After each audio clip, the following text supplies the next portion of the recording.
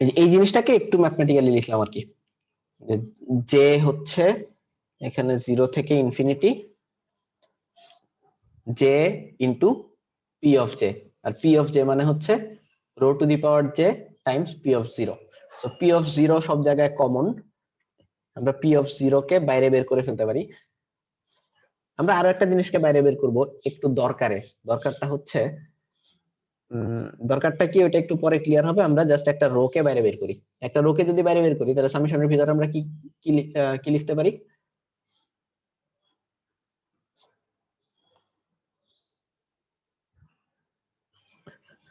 কি লিখবো সামেশনের ভিতরে? j into rho j minus 1 p to the J rho to the power j minus 1 rho J minus one. তো এই জিনিসটা বাইরে বের করার কারণ যেটা সেটা হচ্ছে এই অংশটাকে আমরা এইভাবে লিখতে চাই, রো ভরকায় যাওয়ার কিছু নাই, জাস্ট লিখতে পারি কিনা এটা বলো।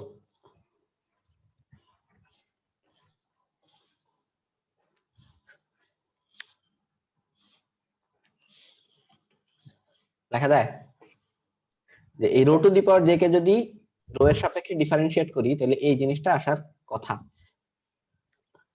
এই ডিফারেন্সিয়াল ফর্মে নিয়ে আসার একটা কারণ আছে, সেটা হচ্ছে ডিফারেন্সিয়াল আর যদি সামেশন পাশাপাশি থাকে তাহলে আমরা কোনো কিছু না করেই জিনিসটাকে ইন্টারচেঞ্জ করতে পারি। তো এটাকে আমরা এইভাবে লিখবো, 0 summation of rho to the power j. এখন summation of rho to the power j কত একটু আগেই আমরা দেখছি,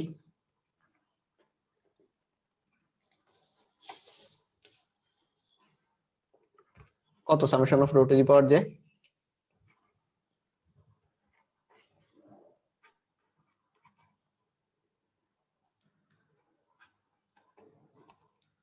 এটা না, 1 sir এটাই তো নাকি?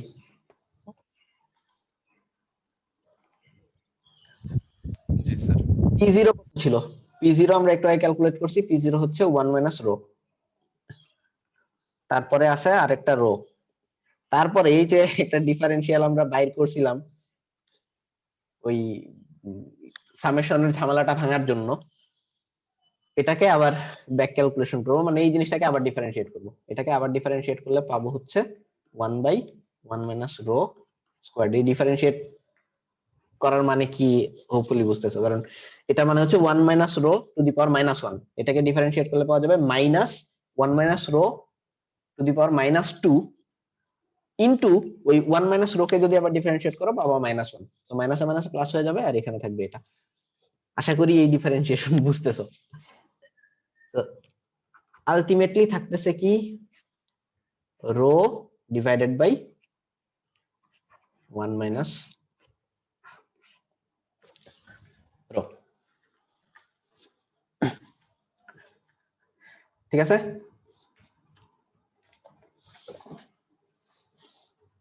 এটা হচ্ছে দেখো কত কমপ্লেক্স ক্যালকুলেশন করে জাস্ট সিম্পল একটা অ্যান্সার চলে আসছে। আমরা যদি জাস্ট রোটা জানি এবং ইনফরমেশন হিসেবে আমরা রোটাই জানি, রোটা জানি, তাহলে হচ্ছে ওই সিস্টেমে এক্সপেক্টেড লেন্থ কত ওটা আমরা বের করে ফেলতে পারছি। তো সেকেন্ড কোশ্চেন যেটা ছিল এল কিউ, মানে কিউ এর লেন্থ কত, তো আমরা মনে হয় এইভাবে লিখতে পারি যে সিস্টেমের লেন্থ এটা হচ্ছে কিউ এর যে লেন্থ প্লাস বাড়তি কিছু আছে না, বাড়তি গুলা কই আছে? waiting sir ওয়েটিং,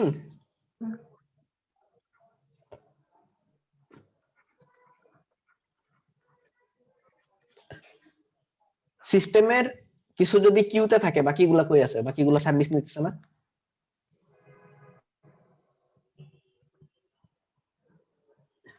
নাকি? এটা তো প্রথম দিকেই বলছিলাম যে টোটাল মানে সিস্টেমে যারা আছে তাদের কিছু আছে কিউতে, বাকিগুলা সার্ভিস নিতেছে।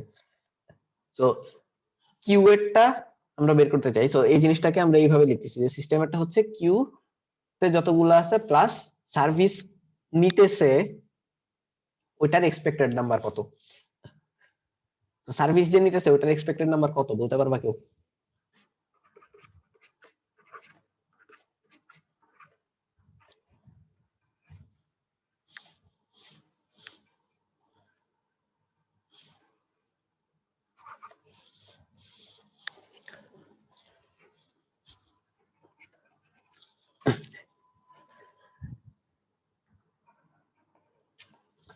ল্যামডা সংখ্যক আসে, মিউ সংখ্যক বের হয়, এটার যে রেশিওটা, এই রেশিওটাই একটা টাইমে কতজনকে সার্ভ করা হয় ওটা না? সহজ বাংলায় বলতে গেলে এটা কি? এটা হচ্ছে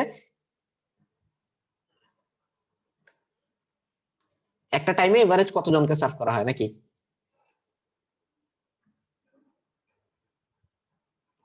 এটা তো বোঝা যায়।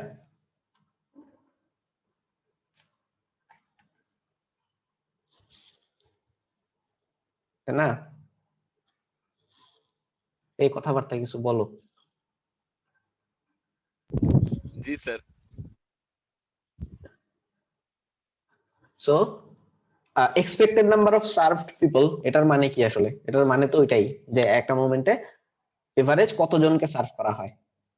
তো এটা আমরা ইজিলি এখান থেকে পাচ্ছি যে যতজন আসতেছে আর যতজন বের হইতেছে এটার যে রেশিও, সেটা আসলে এট এ টাইম কতজনকে সার্ভ করা হয়, এবং সেটাকে আমরা এতক্ষণ রো রো বলে চিল্লাইতেছি। সো এল কিউ আমরা পেয়ে গেছি,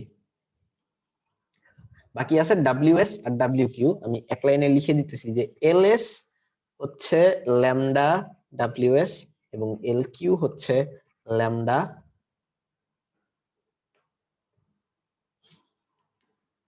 ডাব্লিউ কিউ।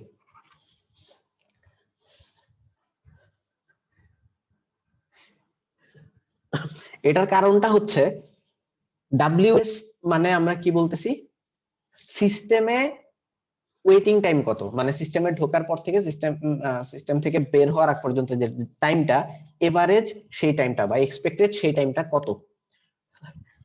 ল্যামডা হচ্ছে কি হারে অ্যারাইভ করে, মানে কি হারে সিস্টেমে ঢুকতেছে,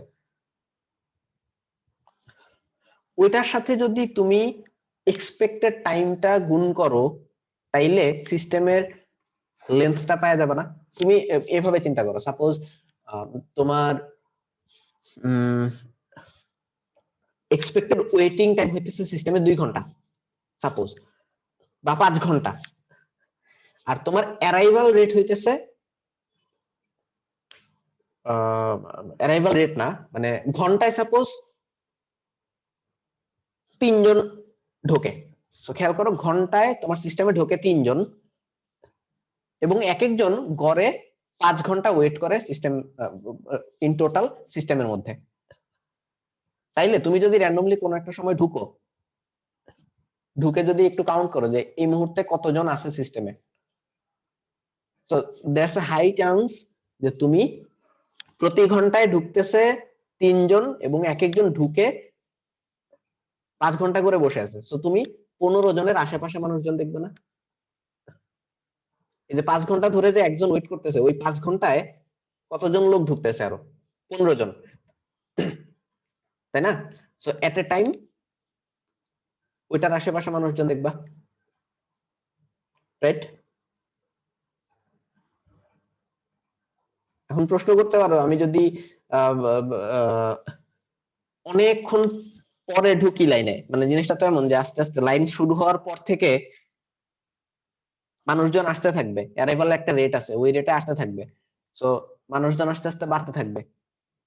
কিন্তু খেয়াল করে দেখো, অনেক পরে মানুষজন তো সার্ভিস নিয়ে বেরও হয়ে যাবে, তো কিছু ঢুকবে কিছু বের হবে, আলটিমেটলি এভারেজটা রাফলি এটার আশেপাশে থাকবে। তো সিস্টেমের এভারেজ আমরা যেভাবে বের করছি, কিউ এর এভারেজ তো সেম কাহিনী। কিউতে যদি একটা লোক 5 ঘন্টা গড়ে বসে থাকে আর ঘন্টায় যদি 3 জন ঢুকে, তো একটা টাইমে তুমি গিয়ে দেখবে যে কিউ লেন্থ হয়ে গেছে 15 কাছাকাছি। তো এটা হচ্ছে আইডিয়া আর কি। তো এই ডাব্লিউএস আর এলএস এবং ডাব্লিউ কিউ এল কিউ এর মধ্যে সম্পর্ক হচ্ছে এরকম। তো এই সবগুলাই একটা আরেকটার সাথে রিলেটেড, দেখতেই পারতেছো সম্পর্ক দেখে। তুমি যদি জাস্ট রো জানো, তুমি সুন্দর মতো এই 4টা কোশ্চেনের অ্যান্সার দিতে পারবা। কোথাও কোনো কনফিউশন থাকলে বলে ফেলো।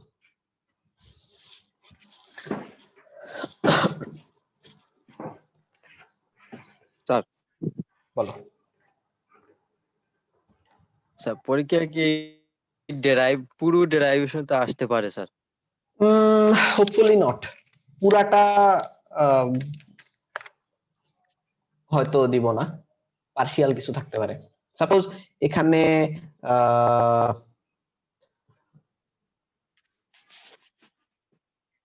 ধরো এই জিনিসটা ডিরাইভ করতে বলা হয়েছে, এই অংশটা জাস্ট, তোমার কাছে রো আছে,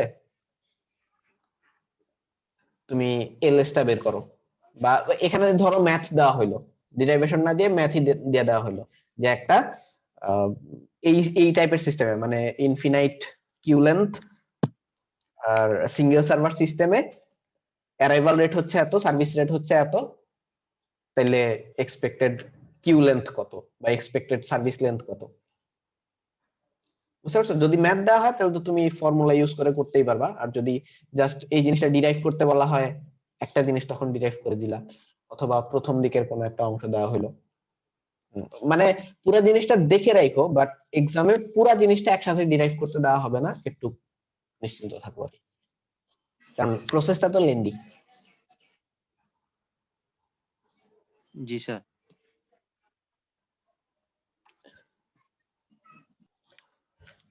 ঠিক আছে? জি স্যার। কিছু এই টোটাল কোর্সে আমরা আসলে বিশাল লেন্দি অনেকগুলা ডেরিভেশনে দেখছি, বিশেষ করে প্রথম দিকে। তো এই সবগুলার যদি বিশাল বিশাল ডেরিভেশন পরীক্ষা দেওয়া হয় তাহলে তো একটু গ্যাঞ্জাম। দেখে যাইও, বা পার্শিয়ালি জিনিসপত্র দেওয়া হবে আর কি, বা ম্যাথটা দেওয়া হবে।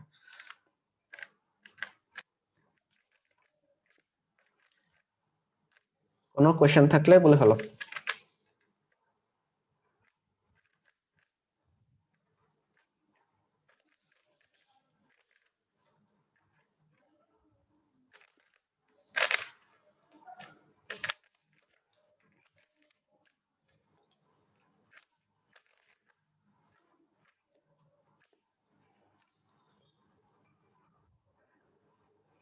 নাই?